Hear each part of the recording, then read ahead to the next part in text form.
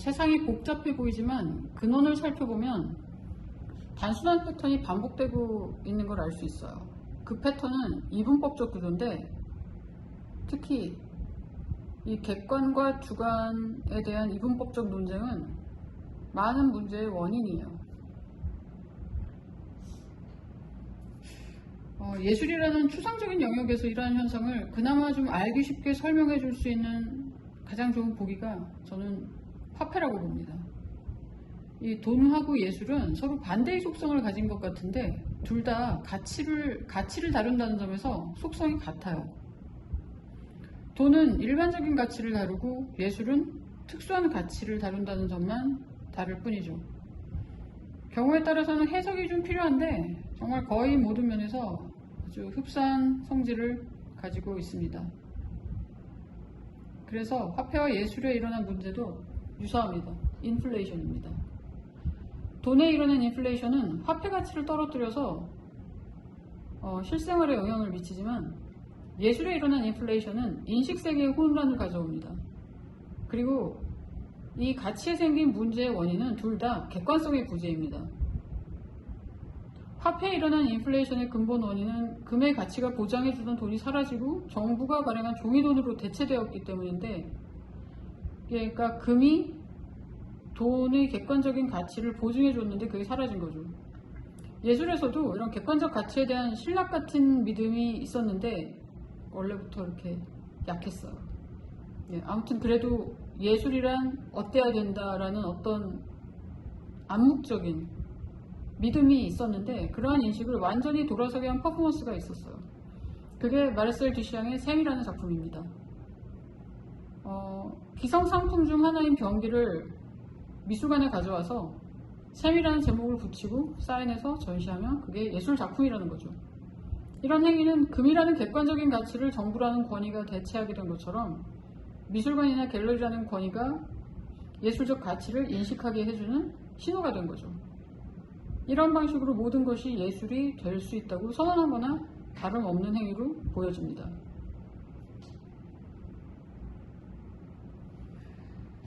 다 아시겠지만 그래도 혹시 몰라서 덧붙이면, 이 금이라는 건 매장량이 정해져 있고 이걸 캐내가지고 시장에 풀어버리기에는 시간과 비용이 너무 들기 때문에 임의적으로 시장을 교란할 수 없지만, 정부 발행 종이돈은 얼마든지 정부가 임의적으로 대출과 이자 시스템을 통해서 시장에 풀어버릴 수 있으니까 화폐의 교환 가치가 하락하게 되죠. 예술도 예술적 가치에 대한 객관적 성찰 과정 없이 주관적인 표현들이 미술관과 갤러리의 권위를 힘입어 나타나게 되면서 예술적 표현의 가치가 전반적인 신뢰를 잃어요. 그래서 예술은 주관적인 취향이 지배하는 세상이 됐어요. 그런데 예술에서는 화폐에 나타난 현상처럼 그 오류가 피부로 느껴지진 않아요. 왜냐하면 예술에서는 이 표현의 자유를 굉장히 중요하게 여기기 때문에 어떤 객관적 가치 판단 기준이 없다는 상황이 개인의 표현의 자유를 극대화한다고 이제 생각하게 된 거죠. 그렇게 표현의 자유와 주관적 판단이 만나서 객관적 가치가 설 자리가 없어졌죠. 그리고 예술에 일어난 폐단은 실생활에서 우리가 겪는 인플레이션하고는 달리 잘 느껴지지 않죠. 먹고 사는 문제가 아니니까 직접적으로 영향을 미치지 않죠. 그리고 또 문제는 이 화폐의 역사에는 분명히 금과 같은 객관적 가치물을 화폐로 사용했던 때가 있었고, 그것으로부터 분리됐을 때 어떤 부작용이 있었는지 연구하는 학자들이 있고 학문이 있습니다만, 예술의 역사에는 그런 게 없어요. 금과 같은 예술의 객관적 기준? 이런 것들이 그렇게 나타난 적이 없었죠. 이게 왜 그러냐면, 과거의 예술들은 특히 그림 같은 경우는 이 사회적인 기능을 가지고 있었잖아요. 초상화 또는 역사적 기록, 성서, 그래서 그림책 대신 등등 이런 게 이제 사진기가 발명되기 전까지는 사회적인 기능이 있었기 때문에 그러한 기능성을 배제한 순수한 예술적 가치에 대한 담론은 최근의 일입니다. 또 오히려 이 기존의 객관적이라기보다 기존에 이제 존재하던 미학적 가치 이런 것들이 이제 무너지면서 새로운 미술이 탄생하는 그런 역사가 있었기 때문에 지금 모든 객관적 가치를 부정하는 분위기에서 세워진 포스트 모더니즘은 가장 진보된 사유로 여겨지죠. 그런 분위기에서 객관적 가치를 논한다는 것은 이제 시대착오적인 이야기죠. 그런데 저는 예술적 가치에 대한 객관성이 존재한다고 봅니다.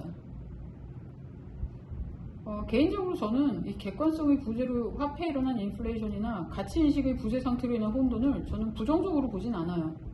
여기에서도 저는 분명히 좋은 점을 봤기 때문이죠. 그래서 객관이냐 주관이냐 이런 이분법적 선택은 의미가 없고 핵심은 객관과 주관 사이의 균형입니다. 그래서 저는 이제 오로지 주관적 표현으로만 느껴지는 이 예술 작품에도 객관적 성질이 어떤 식으로든 존재한다고 생각을 한 거죠. 없으면 안 되니까 있을 거라고 생각을 한 거예요.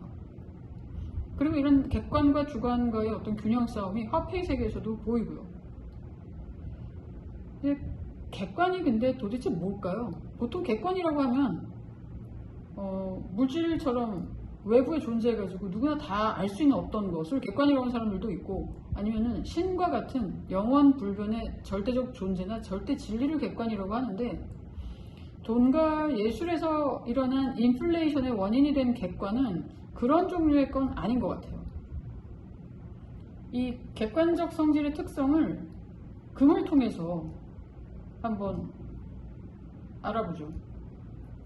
이 가치라는 게 물질에 속한 개념이 아니라 정신, 우리의 인식에 속한 추상적 개념인 걸 다들 아실 거예요. 인식은 보이지 않죠. 그래서 다들 주관적인 영역으로 생각을 합니다. 그래서 이 인식의 영역에 속한 가치의 판단이 객관성을 갖기가 쉽지 않다고 보는 거죠.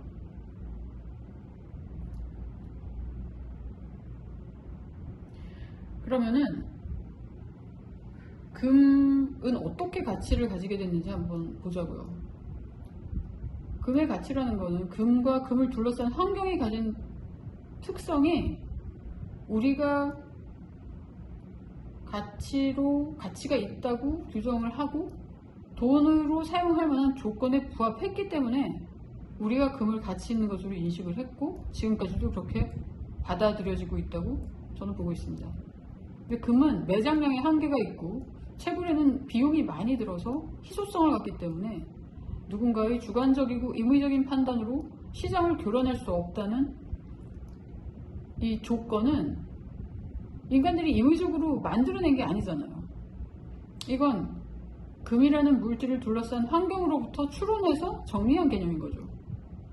이것이 돈의 가치를 보증해주는 객관적 성질이 된 거고요.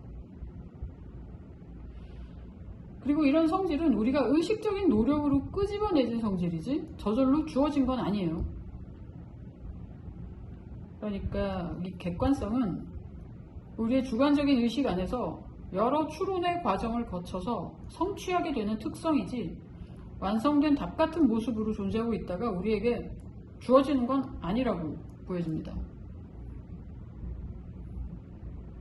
우리는 뭔가 답을 찾아나가는 과정을 통해서 객관에 다가가게 되는 거죠. 예를 들어서 모든 답이 적힌 책이 있거나 뭐 절대신이 나타나서, 아니면 요즘은 인공지능이 뭐 10년쯤 지나면은 모든 것에 답을 가르쳐 준다고 하던데, 만약 그렇게 되면 그건 인간을 노예로 만들죠.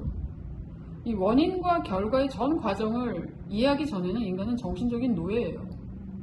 누군가의 결정을 그냥 믿을 수밖에 없으니까. 이 원인과 결과의 전 과정을 안다는 거는 내가 이 합리적인 논거를 다 안다는 얘기고, 누군가 그냥 결론만 줘버리면 우리는 그거를 믿을 수밖에 없잖아요. 그러니까 정신적인 노예가 되는 거죠. 그래서 우리에게는 이 사유하고 추론하는 방법 외에는 객관에 다가갈 수 있는 방법이 없습니다. 그래서 저는 이 객관이 주관적인 인식 과정이 논리적인 합리성을 구축하면서 만들어지는 거라고 보고 있어요.